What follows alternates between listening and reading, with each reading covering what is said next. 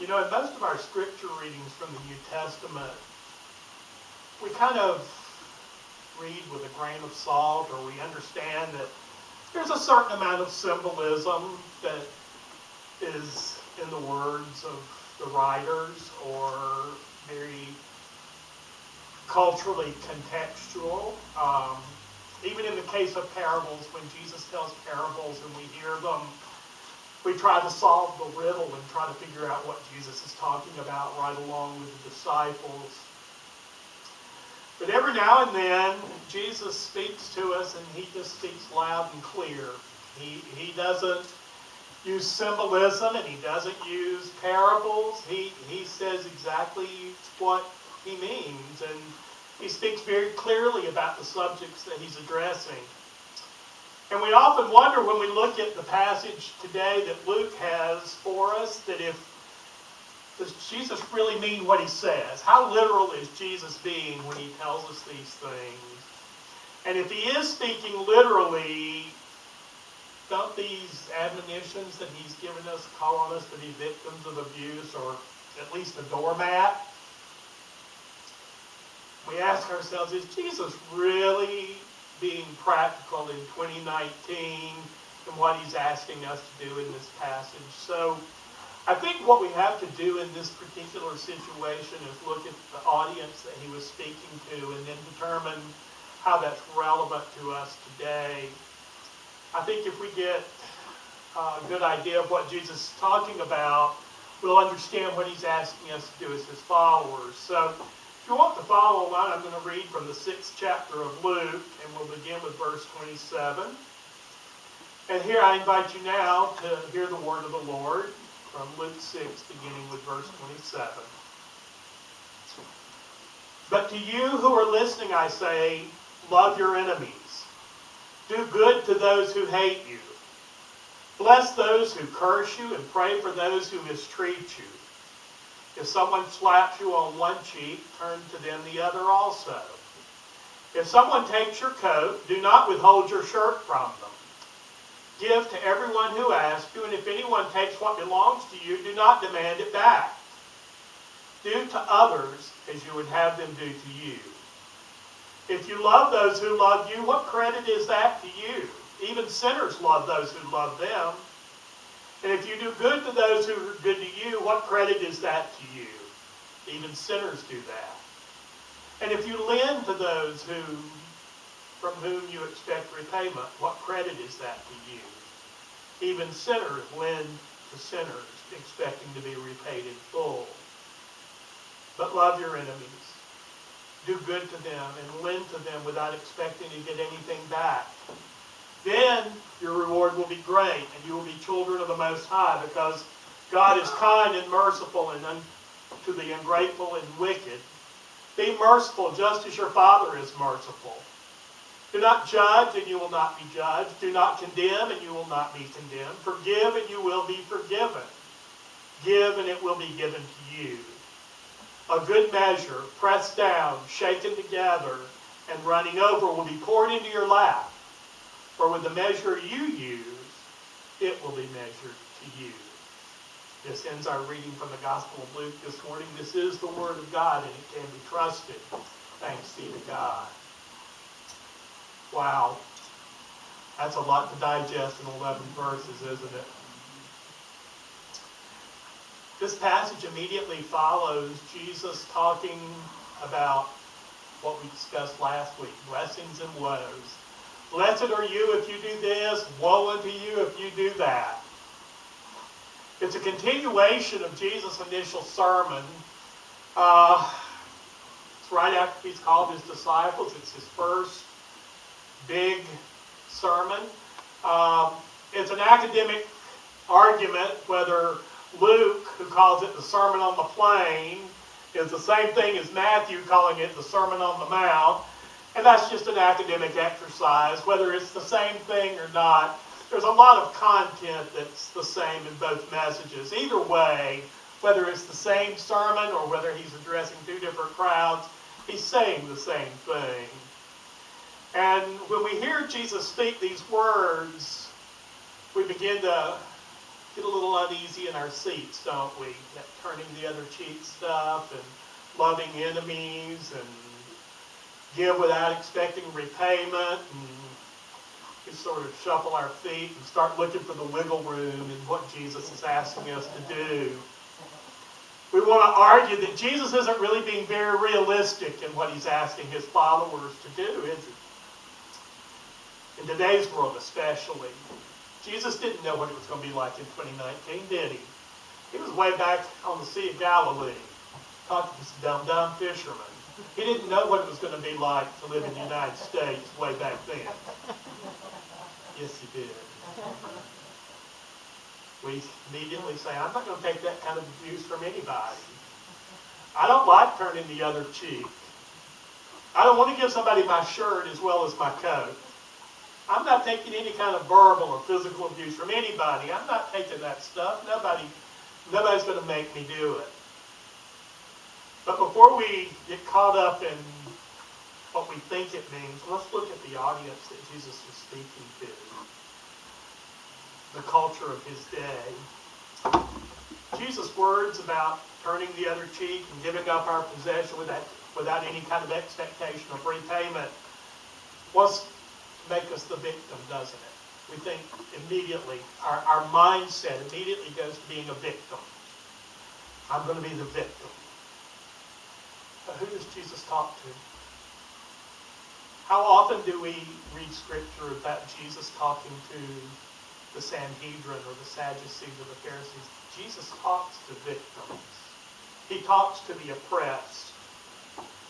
And while it sounds like Jesus is asking us to be a victim, he's really trying to help us see that he has ushered in a new kingdom, that things are different than the way we expect them to be. Once again, Jesus says, I have come to turn the world upside down. If you ever get the chance to read anything by the man Walter Wink, he's a New Testament scholar, but he writes a great deal about how Jesus' teachings, he's a contemporary man, he writes a great deal about how Jesus' teachings relate to us in contemporary times, and he's written a great deal about Jesus' teachings. And so he helps us to understand that Jesus was simply teaching us not to be victims, not to be doormats, not to just lay down and take everything, but to respond to oppression in a nonviolent way. You know, we immediately think, we grow up from small children thinking, you hit me, I'm going to hit you back. You hit me, I'm going to hit you harder. You knock me down, I'm going to kick you. You know, even in the nursery, I'll never forget, I was a little kid in the nursery, and the first time I got a spanking in the nursery was for biting someone because she bit me first. I bit her back.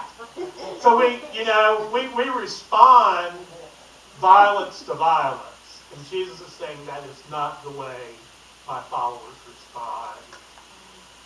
Gandhi and Dr. King both taught the same principle. You respond to violence and you respond to oppression with nonviolence.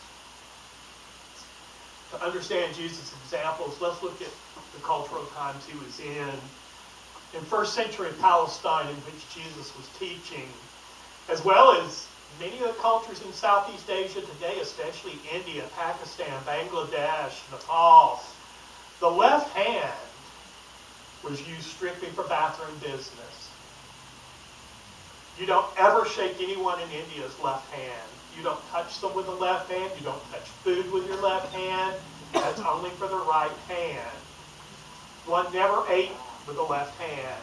One never greeted someone with the left hand. Only the right. And in that culture, where there were castes of people, as there still are in India today, one would never strike another person with the left hand. The law states that if you were disciplining your servant or someone lesser than you in that culture, you only discipline with the back of the right hand. And you do someone less than you with the back of your hand. If you use the palm of your hand, that is indicating they're an equal, they're a peer, they're the same as you. And so if you were in a class superior to someone else, you would strike them on the cheek with the back of your right hand. To use the palm on the right cheek would say, you're my equal. You're as good as I am. So by turning one's head, the other cheek would be impossible to strike with the back of the hand. So if I were going to backhand you, if I turn my cheek, the only way to hit me with your right hand is with your open palm. You can't do it. It's impossible to hit with a head turned with the back of your hand. So what he is saying is claiming your equality by turning that cheek. Don't let someone treat you like a victim. Turn the other cheek. So, resist oppression by showing them you're equal to them. And in Jesus' day, the only one who could demand your coat or demand any garments from you would be to repay a debt or as a soldier. A tax collector or a soldier could demand your coat if they needed it or thought they needed it or they wanted a debt paid. Both were agents of the Roman government. The Roman government, as well as the Jewish law, was very strict about what you could and couldn't do. More so than our laws are today. Not as complex, but more strict. Because they were religious as well as legal. And so they were very strict about taking someone's garments. So if a soldier or a tax collector came and said, give me your coat, if you offered the shirt, the law said you cannot leave someone at sundown without a shirt or without clothing. So what you're actually doing when they take your coat and you give them your shirt, you're saying, okay, here's the new reality. You're leaving me here against the law. Not only would they have to return your shirt, you may have taken them back so far that they give you your coat back too. Jesus is telling his listeners not to be victims, but to find ways of non-violent resistance to evil. And I don't think we can come up with a better example than Dr. Martin Luther King in how we are to achieve equality and righteousness by being non-violent. Because Jesus says, love your enemies, do good to those who hate you. In this world of evil, we have been led to believe that only violence can fight violence, but Jesus says, that's not my way. That's not my way. I know at the library last Sunday, I thought it was wonderful to see the number of supporters who stood for love over hate and violence and the diversity of our community that was on display at the library with the Drag Queen Story Hour. Even the police presence and the barricades, there were no acts of violence committed, and supporters outnumbered the protesters 2 or 3 to 1. Victims who refuse to be victims can change the directive of the narrative. Jesus teaches us that powerlessness is changed to power if we will simply follow his directions. Victims who refuse to be victims and claim our equality reshape the battle lines and the way wars are fought. Jesus goes on to remind us not to be too impressed with ourselves when we do it, though. He says anyone can do that. If you're kind to the people who are kind to you, what good is that? Even sinners do that. When you're good to somebody that's good to you, what claim do you have of that? Anybody can do that. When you're loving, you're kind, and you're merciful to those who are not good to you, that is when you have accomplished something for my kingdom. Do unto others as you would have done to yourself. That's the following Jesus is looking for. Exhibit kindness, mercy, forgiveness, non-condemnation to those who try to oppose us. And I know, trust me, I know how hard that is in today's world. But you know, that's what Jesus' followers look like. I had the honor of hearing Judy Shepherd speak at Furman years ago. It was not too long after the trial of her son's murderers. Judy Shepherd was Matthew Shepherd's mother, and I had the opportunity to hear her speak. And she talked about having to sit in that courtroom and listen and see pictures of the retelling of her son's brutal murder as these two men took him out on a country road, tied him to a fence, and beat him senselessly and left him in the freezing cold to die. And once he was rescued the next morning, even at the hospital, they couldn't save his life. And she talked about being in that trial, and when it came time for sentencing, she stood before the judge where they were getting ready to sentence these two men who had beaten this man to death, her son.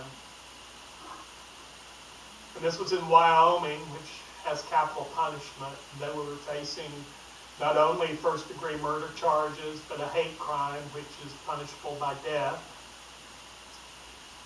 And she stood before the judge and she pleaded with him to spare their lives. And he did. And I thought to myself as I heard her speak, I don't know if I could do that or not.